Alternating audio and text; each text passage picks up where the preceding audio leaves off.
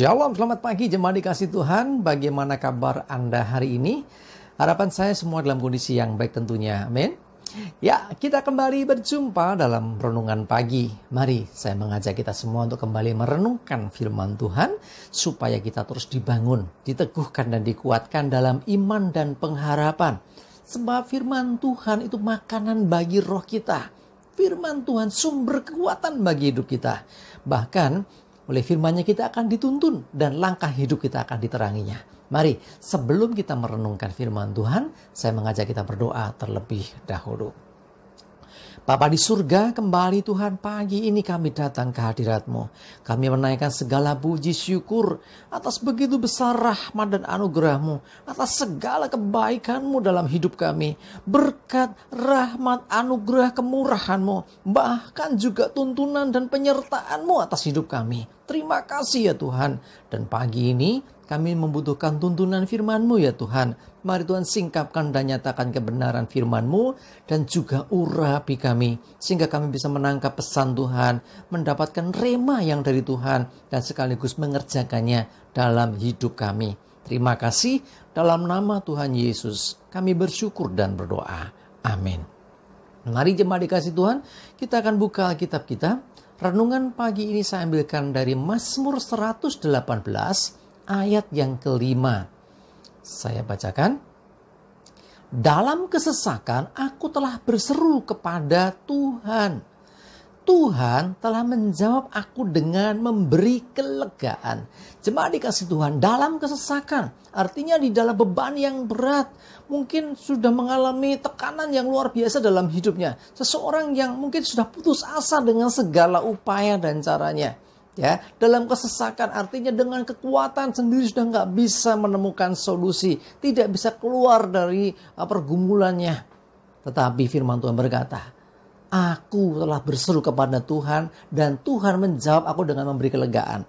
Jadi pemazmur mengatakan dalam kesesakannya, dalam beban beratnya, dalam pergumulannya yang berat, dia berseru kepada Tuhan dan Tuhan menjawab seruannya dengan memberi kelegaan. Loh, kelegaan itu gimana tuh? Ya artinya orang itu dilepaskan dari kesesakan itu. Sehingga tidak lagi terhimpit oleh masalahnya. Dibebaskan, dimerdekakan. Nah, Bapak Ibu Saudara, kalau engkau sudah mengalami pergumulan juga, hidupmu penuh dengan tekanan, penuh dengan masalah. Masalah itu bisa masalah apa saja. Itu bisa masalah keluarga, masalah pekerjaan, masalah pelayanan, masalah perekonomian, masalah kesehatan, atau apapun itu. Ya, mari berserulah kepada Tuhan. Tuhan mau mendengar setiap seruanmu. Dan bukan hanya mendengar, Tuhan mau menjawab seruanmu. Dan Tuhan janjikan akan memberimu kelegaan. Seperti juga yang dialami Daud. Coba kita lihat 1 Samuel 30 ayat yang ke-6. Saya bacakan. Dan Daud sangat terjepit karena rakyat mengatakan hendak melempari dia dengan batu. Seluruh rakyat itu telah pedih hati, masing-masing karena anaknya laki-laki dan perempuan.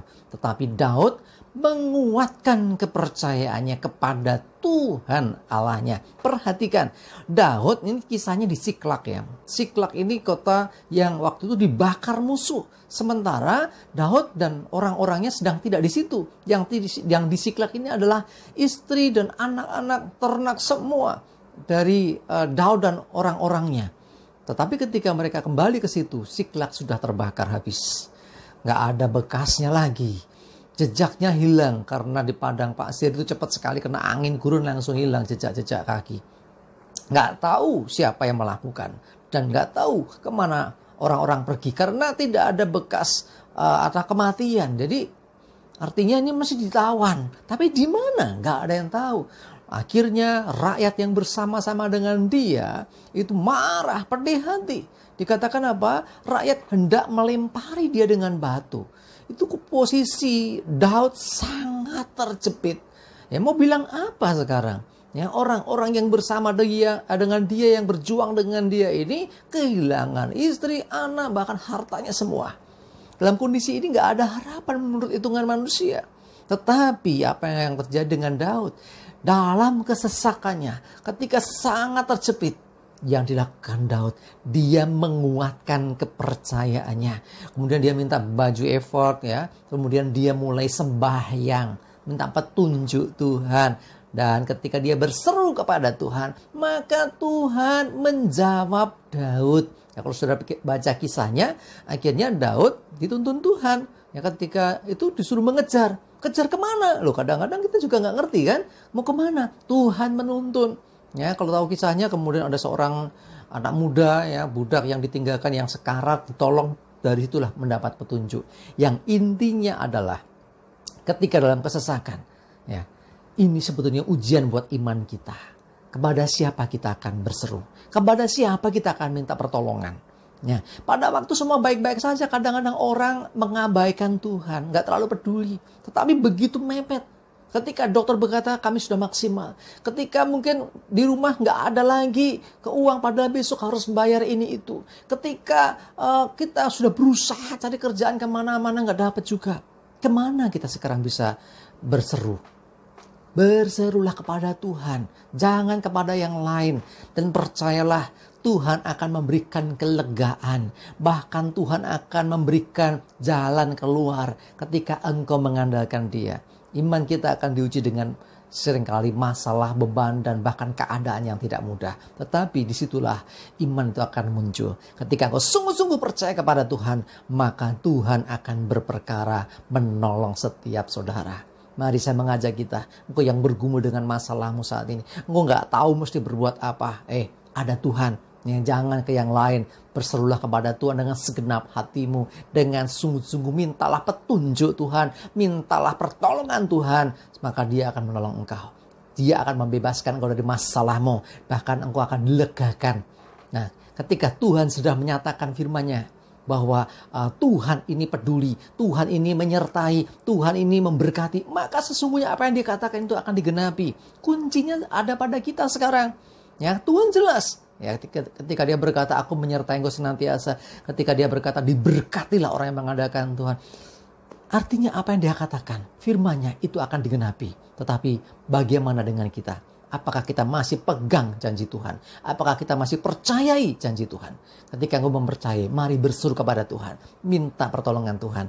Dan Dia akan membebaskan dan melegakan hidupmu. Amin. Kita berdoa. Bapa di surga, terima kasih, kami bersyukur untuk firman-Mu pagi ini. Biarlah Tuhan dalam setiap beban kami, dalam pergumulan kami, dalam kesesakan kami tidak berseru kepada yang lain. Kami tidak minta pertolongan yang lain, tetapi Engkau yang terutama dalam hidup kami. Ketika kami berseru kepadamu, kami percaya akan janji firman-Mu, bahwa Engkau akan menjawab kami. Engkau memberi kelegaan, Engkau menolong, Engkau membebaskan dan memerdekakan hidup kami. Terima kasih untuk firman-Mu pagi ini. Menyerahkan hidup kami Tuhan. Mohon pimpinan penyertaan Tuhan atas hidup kami hari ini. Jauhkan celaka dan mara bahaya. Dan damai sejahtera dan berkat-Mu menyertai hidup kami. Dalam nama Tuhan Yesus, kami bersyukur dan berdoa. Amin.